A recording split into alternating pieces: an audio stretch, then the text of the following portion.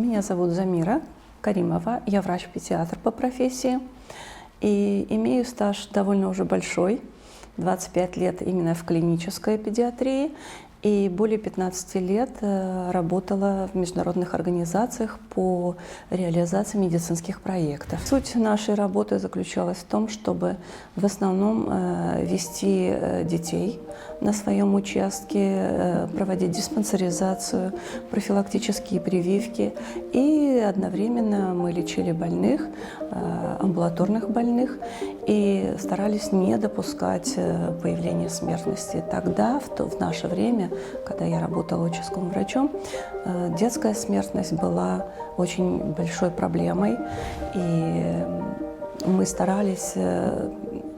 Люди скрывали заболевания, люди не хотели обращаться в детские учреждения, в больницы, и мы старались искать эти проблемы именно уже при работе с сообществом. У нас были детки с нарушениями, с инвалидностью, но у нас было специализированное такое направление, то есть диспансеризация этих инвалидных детей. То есть мы за ними наблюдали, оформляли им инвалидность и как-то их вели уже как ребенка, нуждающегося в какой-то медицинской помощи, в постоянном лечении, в какой-то реабилитации. Мы вели таких детей. Но сейчас, как педиатр, я замечаю, что тогда мы обращали внимание только на более грубые нарушения физического, например, развития, психологического развития.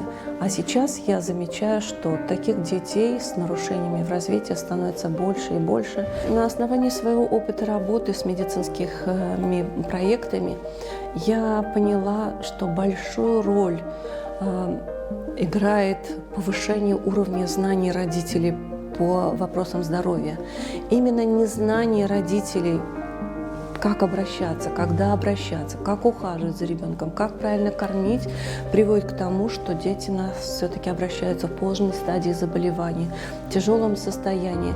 И работая в медицинских проектах, где мы путем проведения обучающих занятий для родителей только уменьшили уровень заболеваемости и детской смертности. Какой эффект играет именно повышение уровня знаний. То есть маму изначально надо обучить, как правильно питаться, как правильно ухаживать. Например, существует концепция 1000 первых дней. Этот девиз висит во всех лечебных учреждениях. Что это означает, эта концепция? Она направлена на то, чтобы с момента зачатия ребенка мы должны уже проводить заботу об ожидаемом ребенке. То есть 1000 первых дней охватывает с момента зачатия ребенка до 2-летнего возраста. Это такой период бурного роста, становления организма как личности в будущем.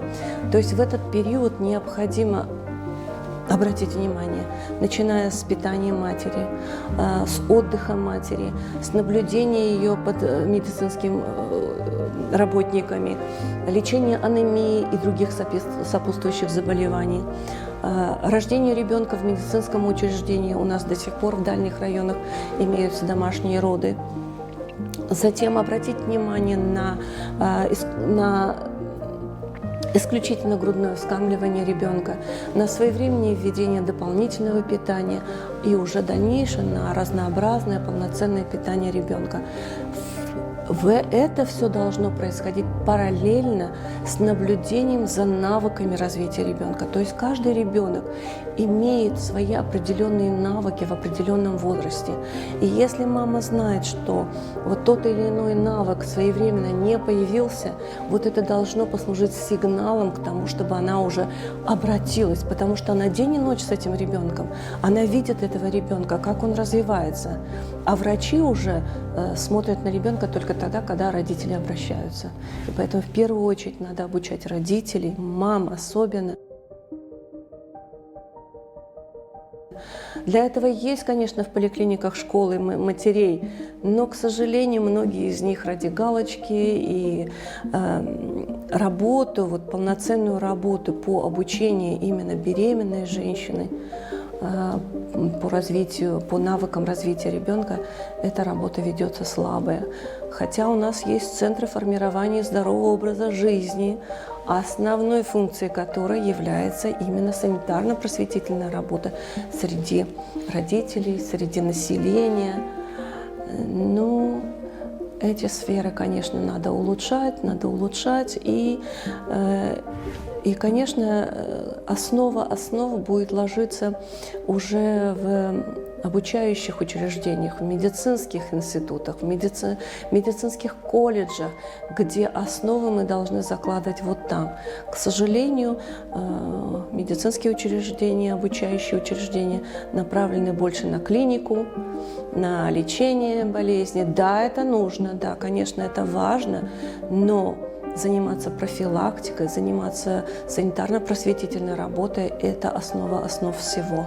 Если мы будем хорошо обучать маму, может быть, она не приведет к тому заболеванию, которое необходимо уже лечить.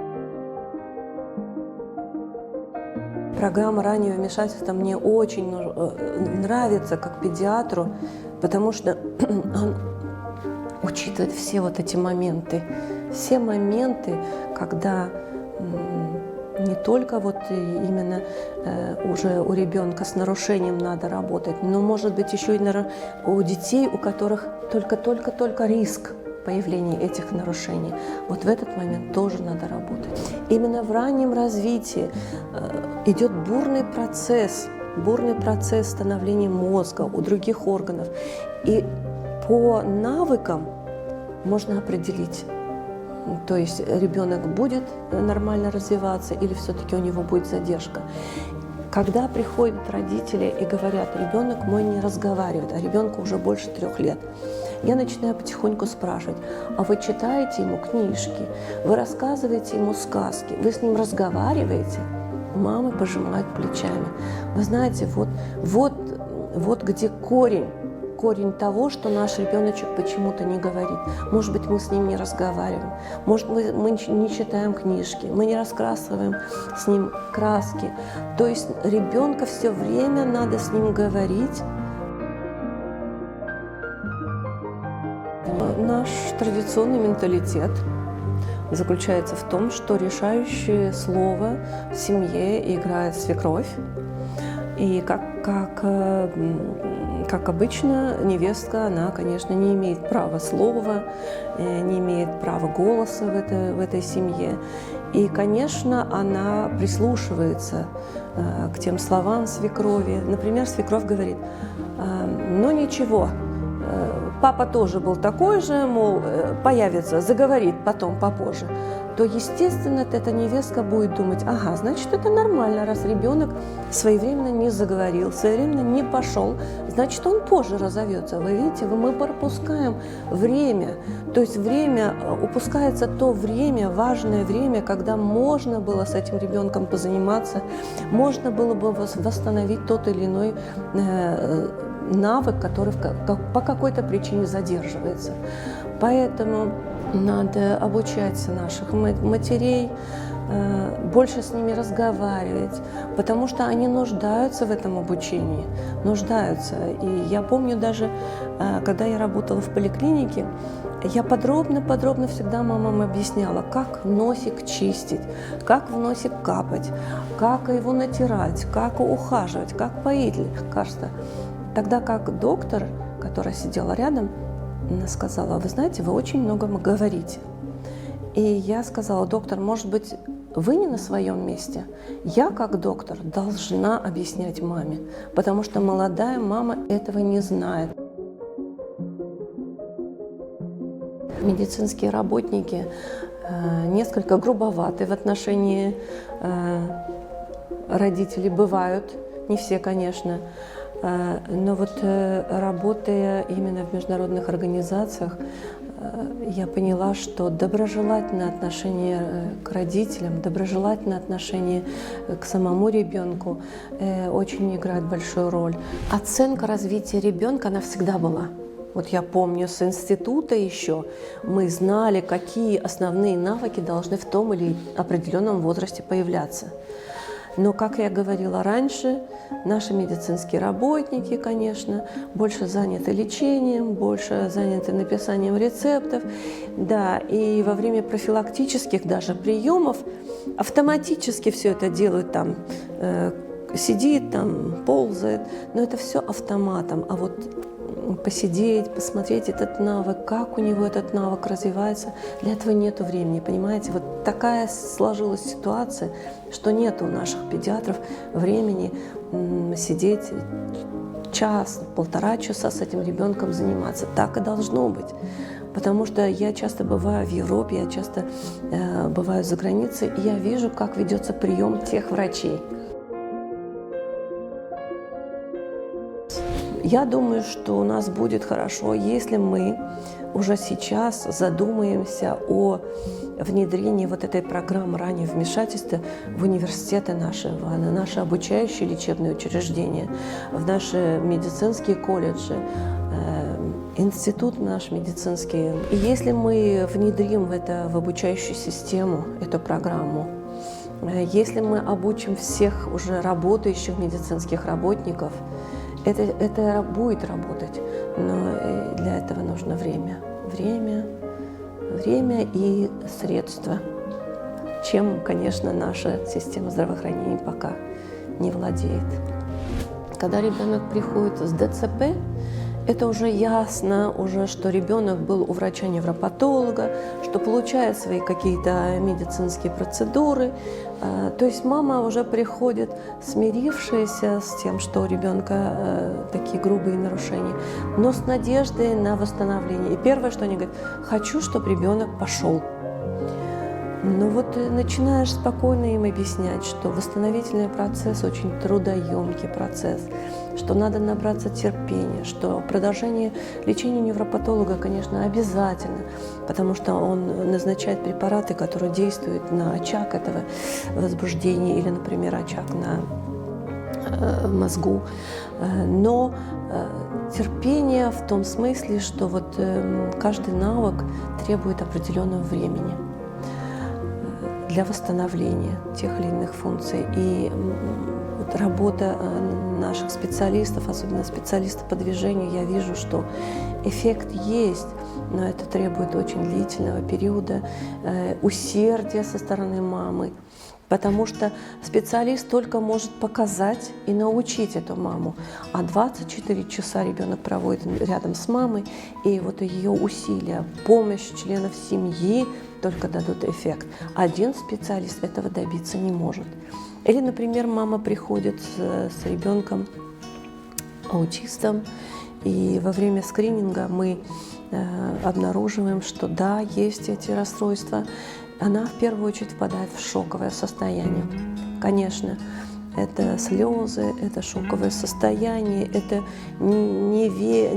то, что она не верит в это, что не может быть это такое случится с ее ребенком. И мы, конечно, объясняем все это, направляем, пытаемся успокоить, но в то же время говорим, что это произошел сбой в развитии нервной связи, что этот сбой, конечно, не лечится, но с этим ребенком можно работать и нужно работать. Вот это придает им силы, они видят. И я, как педиатр, я просто очень рада, что я вижу, какого эффекта добиваются наши специалисты. Это просто такой труд, такой труд, который наглядно виден, эффект виден у этих детей. Я вижу, как эти детки приобретают усидчивость, начинают говорить, начинают фиксировать свой взгляд, то есть приобретают элементарные навыки. И большая благодарность нашим специалистам за их работу. Мы всем оказываем помощь, всех можем проконсультировать, мы никому не отказываем. Работа тоже ведется в этой модели на уровне глаз ребенка с использованием игровой методики, с использованием различных методов подсказок, как работать с ребенком. Если вы уже взяли на себя ответственность, что у вас будет ребенок, то надо подготовиться к этому рождению этого ребенка, позаботиться именно в периоде уже беременности. То есть мамы не должны запускать свою анемию, потому что именно вот анемия это такое состояние, почти 90% наших беременных женщин страдают от анемии. И недостаток гемоглобина – это такой фактор риска для детей, потому что гемоглобин, он преподносит кислород во все органы. Раз мама анемичная, значит, соответственно, такой же низкий гемоглобин будет и у ребенка. И, соответственно, все внутренние органы не могут полноценно развиваться, если имеется этот недостаток. Мамы, пожалуйста, если вы уже набрались смелости родить ребенка, позаботьтесь о своем здоровье, позаботьтесь о своем питании, о своем отдыхе, будьте под наблюдением врачей. И уже после рождения ребенка выполняйте рекомендации семейных врачей. Семейные врачи, хорошие врачи, они уже полноценно обучены.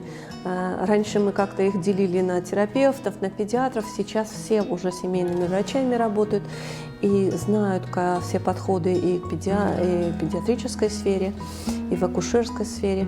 Поэтому, пожалуйста, выполняйте предназначение врачей, советуйтесь с ними, не будьте скованными. Все вопросы, которые вас интересуют, все время спрашивайте. Я иногда мамам говорю: а вот ты спрашиваешь, почему вот так, почему так? Они говорят: нет. Ну почему? Когда ты приходишь к врачу, ты должна с определенным прям перечнем вопросов прийти, на которые ты получишь полноценный ответ, если ты спросишь. Если ты не спросишь, конечно, врач, может быть, и не обратит внимания. Вот это бы я бы хотела посоветовать. А врачам я бы посоветовала быть более внимательными, более доброжелательными, проявлять эмпатию. Эмпатия – это такое состояние, когда мы должны чувствовать состояние того человека, которого мы пытаемся лечить, которого мы пытаемся как-то проконсультировать, помочь. Побольше бы таких реабилитационных центров, которые направлены именно на восстановление нормальной жизни у ребенка и у этой семьи. Наша основная цель – это нормализовать жизнь ребенка, адаптировать его к нашей среде, чтобы в будущем он не чувствовал себя обделенным, не чувствовал себя ограниченным в чем-то.